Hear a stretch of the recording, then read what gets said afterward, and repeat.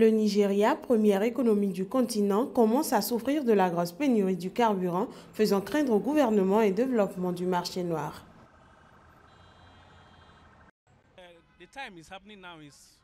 Cela n'arrive pas au bon moment. Je crois que la présidence Buhari, pour laquelle nous avons tous voté, ne nous le rend pas bien.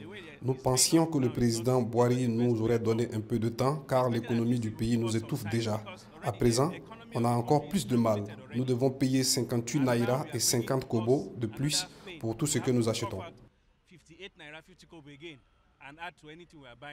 Le gouverneur de la Banque centrale, Godwin Emefiele, a écarté mardi une dévaluation du naira, maintenue à 197 sur 199 pour $1, en plus d'une interdiction de vente directe de dollars au bureau de change pour conserver ses réserves. Au marché noir, $1 vaut 305 naira et les commerçants locaux ou étrangers se plaignent des difficultés d'accès au dollar requis à l'importation. Ce que le ministre a fait est vraiment unique. C'est la première fois dans l'histoire qu'un gouvernement entame une déréglementation ou un retrait de subventions. Tout ce que nous payons au Nigeria sera déterminé par les taux du marché noir.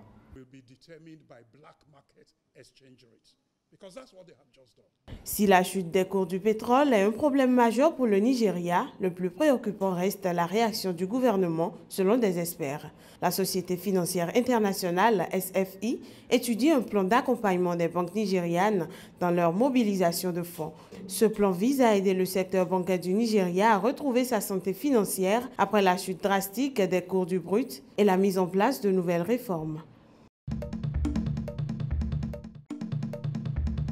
Depuis qu'il s'est porté candidat, la traversée du désert a commencé pour Moïse Katumbi et ses soutiens. Des milliers de sympathisants du gouverneur du Katanga ont été violemment dispersés par la police à coups de gaz lacrymogène et de matraques électriques alors qu'ils tentaient de forcer un barrage de police autour du palais de justice.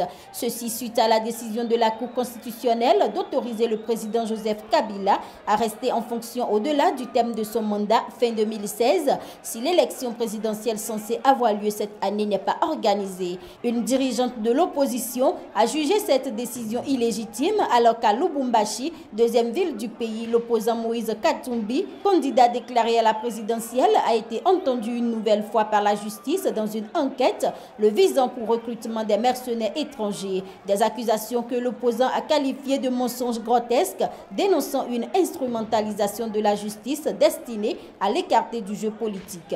Les autorités congolaises ont annoncé le 4 mai l'ouverture d'une autre enquête contre Katumbi après l'arrestation de 4 de ses gardes du corps, parmi lesquels un Américain. Le président Yoweri Museveni, réélu en février pour un 5e mandat de 5 ans à l'issue d'un scrutin très controversé, a prêté serment jeudi en présence de nombreux chefs d'État africains, dont le président soudanais Omar el-Béchir. La prestation de serment du président ougandais a été saluée par une salve de 21 coups de canon alors que des avions de chasse participaient à une parade aérienne au Kololo Airstrip, une ancienne piste d'aviation transformée en parc de l'indépendance où était réunie une foule immense. Âgé de 71 ans, Yoweri Museveni, au pouvoir depuis 1986, a été réélu dès le premier tour avec 60,62% des voix lors de la présidentielle du 18 février. Le scrutin s'était déroulé selon des observateurs internationaux dans une atmosphère d'intimidation imposée par le régime. L'opposition avait dénoncé des fraudes massives, des accusations rejetées par le pouvoir. L'opposant historique ougandais Kizza Besigye conteste les résultats de la présidentielle, lui attribuant 35,61% des voix. Il avait procédé mercredi à une prestation de serment alternative juste avant d'être une nouvelle fois arrêté par la police. Tout comme le jour du scrutin, l'accès aux réseaux sociaux a été bloqué jeudi par le gouvernement évoquant des raisons de sécurité. Aucun pays occidental n'avait envoyé de délégation de haut niveau à la prestation de serment du président ougandais. L'organisation État islamique en Libye a pris le contrôle d'une nouvelle localité stratégique dans l'ouest de la Libye où le groupe djihadiste tente d'étendre son influence dans ce pays en proie au chaos, a indiqué jeudi un responsable. Nous estimons qu'au moins 4000 familles sont venues se réfugier à Bani Walid. Si on compte 5 personnes par famille, cela fait autour de 20 000 déplacés au total. Le groupe djihadiste avait mené le 5 mai une attaque contre un poste de contrôle à Abu Ghraib, faisant 8 morts. Après cette attaque, des centaines de familles ont fui la localité, craignant d'être sous le joug de l'EIL, responsable de terribles exactions, dont des décapitations, viols, prises d'otages rapportées par des rescapés.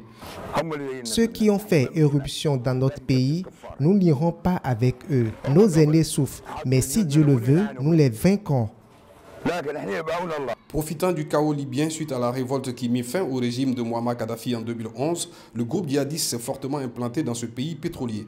L'organisation compte 3 000 à 5 000 combattants en Libye et tente d'y attirer des centaines de recrues étrangères selon des sources françaises et américaines.